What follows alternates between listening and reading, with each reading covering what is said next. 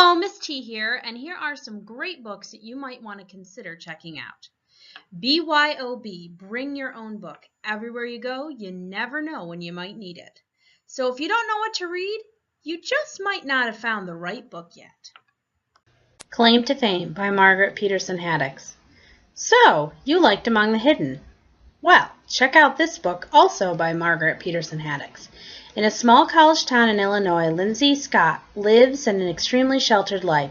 She does her schoolwork online, has no friends, and is cut off from television, her neighbors, and most of the outside world.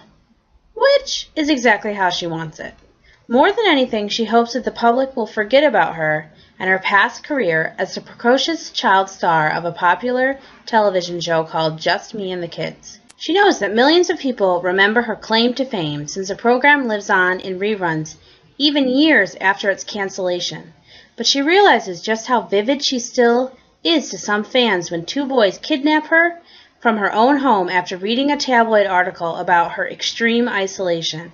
They blame her controlling father for keeping her shut away from the world and are convinced that she needs to be rescued from him, and that they are the perfect heroes to do just that.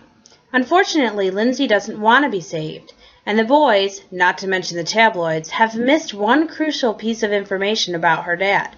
She's also hiding a secret that no one knows, a secret that keeps her bound to her house and hidden away by choice, wondering all the while if she's losing her mind. The near-disastrous kidnapping plot, however, sets events in motion that might force her not only to leave her house and connect with other people, but also to confront the mysteries of her own past. Ender's Game by Orson Scott Card. So you saw the movie and you're sure you know the book, right? Well, you could not be more wrong. Only half of the book was a part of the movie. The book introduces us to a 6-year-old Ender, not the teenage Ender that we see in the movie, and we follow both he and his two siblings for over 10 years. So aliens called buggers have been attacking Earth and have come close to destroying the human race.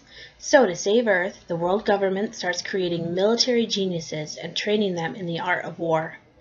Early training is in the form of computer war games.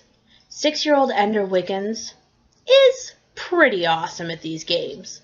He's unbeatable. So when he finds out that due to his amazing talent, he needs to leave his family for 10 years to attend battle school, he's devastated that he won't get to see his sister Valentine anymore, whom he adores. It's not as hard to leave his brother Peter, whom hates Ender. At battle school, Ender proves to be a genius among geniuses and is looked at as the future leader of the military. But after having the fate of the human race on your shoulders, it's a lot of pressure for a young guy. Simulated war games are one thing, but how will he do in real combat situations? Worst of all, Ender finds out there's something huge the battle school hasn't been telling him about his training. So, we have many copies of this book, about 20, so if you're interested in reading this book, check it out. The Boy in the Striped Pajamas by John Boyne. I know it's hard, but we're all having to say goodbye to our friends for the time being. Moving? Where to? The thing about being a soldier is that if your country needs you to go somewhere, you'll go. Think of it as an adventure, like in one of your books. Children, look. Our new home.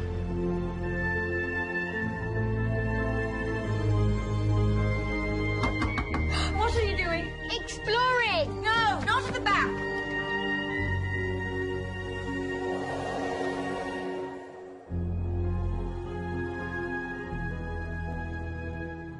Hello. How old are you? 8. Me too. Why do you wear pajamas all day? We're soldiers. They took all our clothes away. My dad's a soldier, but not the sort that takes people's clothes away. That one there, 2 there. This one. No, that one. Here. No. It's a work camp. They're in there because they're the enemy. The enemy? All you need to know about my work here, Bruno, is that it's very important to our country. The work your father is doing here, it's history in the making.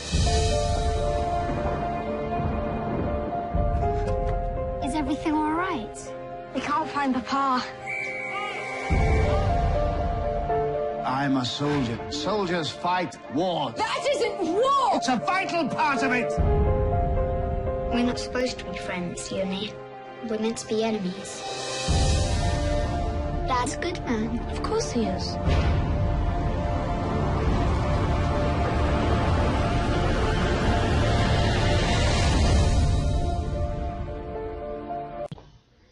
Force Out by Tim Green. Joey and Zach have always been best friends. They're also two of the best baseball players in their league and shoo-ins for the all-star team at the end of the season. Their dream is to play together on the Center State Select team, and they will do anything to help each other get there. So when Zach is forced to go on an extra credit field trip that would make him miss the championship game and his chances to move on, Joey comes up with a risky plan to bail him out. Everything should be fine, as long as no one finds out what they did. Then the unthinkable happens. The boys learn that there's only one open slot on the select team. Suddenly, Joey and Zach go from being best friends to the biggest rivals, and Joey has to decide his next move. He can play the biggest game of his life, or he can use their secret to force Zach out. How far should Joey go to win? The 11th Plague by Jeff Hirsch.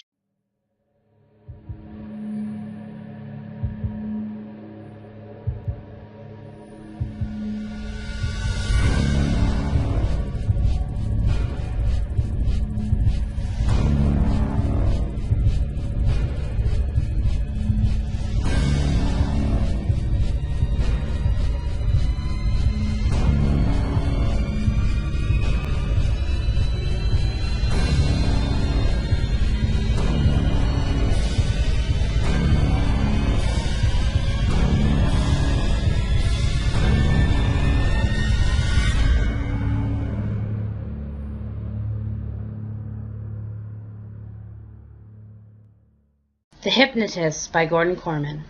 If 12-year-old Jackson Opus sat next to you in class, you'd think he was pretty average. He's okay at school, but not great. He's okay at basketball, but not great. He has a best friend and normal parents, and he has really cool eyes that change color sometimes. Hey, we all have our quirks. But something weird has been going on with Jackson. He's having these brief visions in which he sees himself from another person's eyes. Immediately after these brief visions, the person acts unexpectedly. The bus driver lets all hell break loose to speed like a maniac, Jackson to Jackson's destination on time. And the basketball player on the opposing team misses shots that he never, ever would have missed normally. Sounds like mind control. It was. But Jackson wasn't doing it on purpose. He was just inwardly wishing for these people to do his bidding. It wasn't as if he was actively trying to control them. It's scary, but sounds like fun, doesn't it? You could get your teacher to change your test grade, and you could get your parents to buy you that computer you always wanted. But this novel is called The Hypnotist, plural. Other hypnotists? You mean there are other people who can do this? So why is it that one of them is particularly interested in Jackson? Find out in The Hypnotist by Gordon Corman. For the Win by Corey Dachau.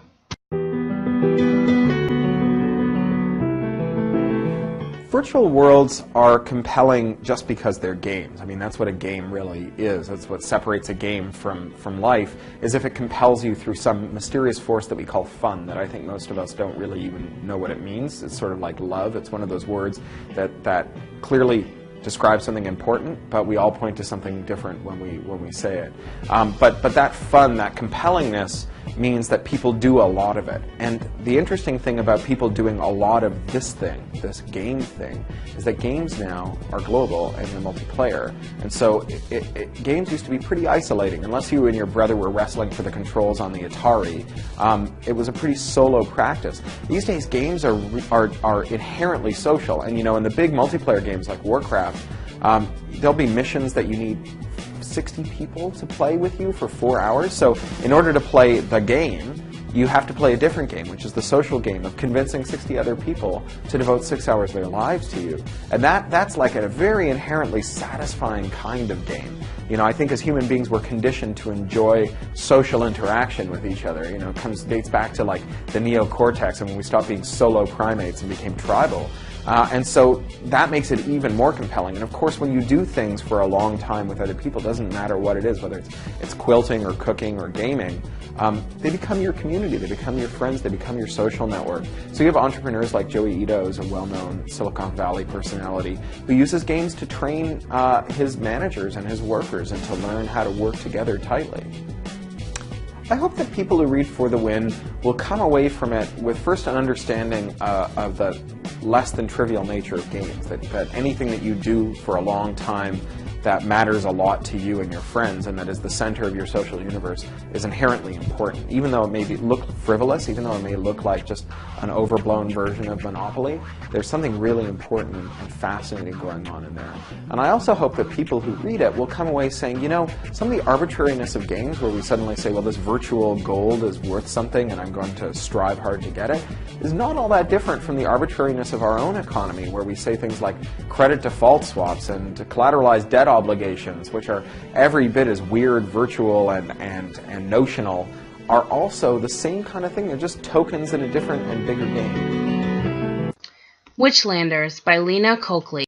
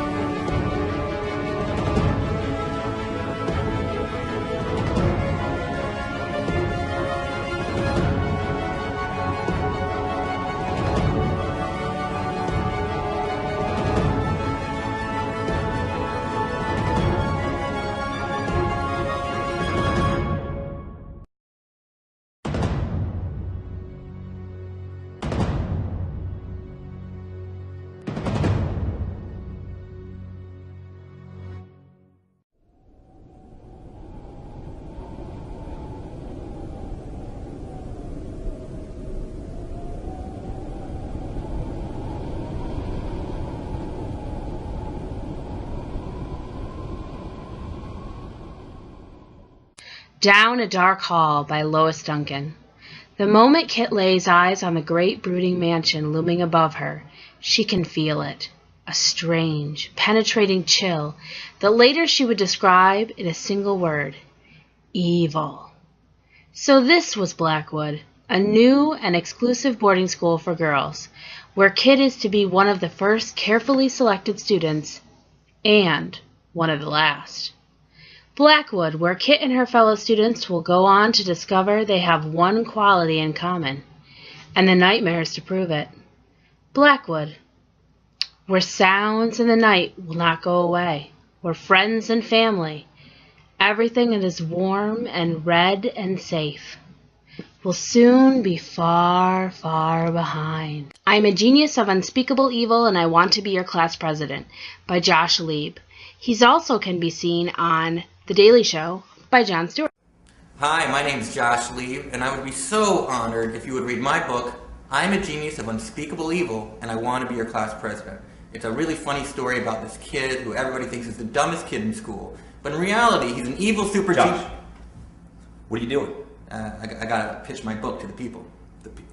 Josh, you're the executive producer of The Daily Show. As are you, Rory. No. The point is, you don't go in front of the camera. You have the monkey go in front of the camera. You're behind-the-scenes guru. It is a little undignified, isn't it? Yeah. Where's the monkey now? Again, hold on.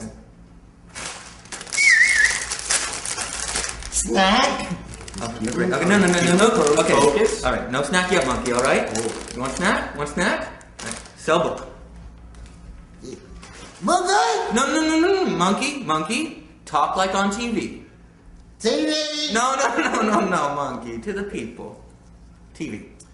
This is a terrific read, I have to tell you, and I can't thank you enough for coming by and sharing it with us. I read it last night and I couldn't put it down. It's the type of book that infuses a childlike sense of wonder, but also has enough sophisticated humor that I think it'll connect with a much broader audience.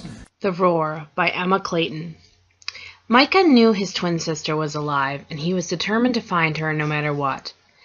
Everyone on Earth lived inside the wall, 50 feet of concrete, topped with 3 rows of electrified razor wire. It made a loop around the top 1/3 of the planet, and Earth's entire population was jammed inside.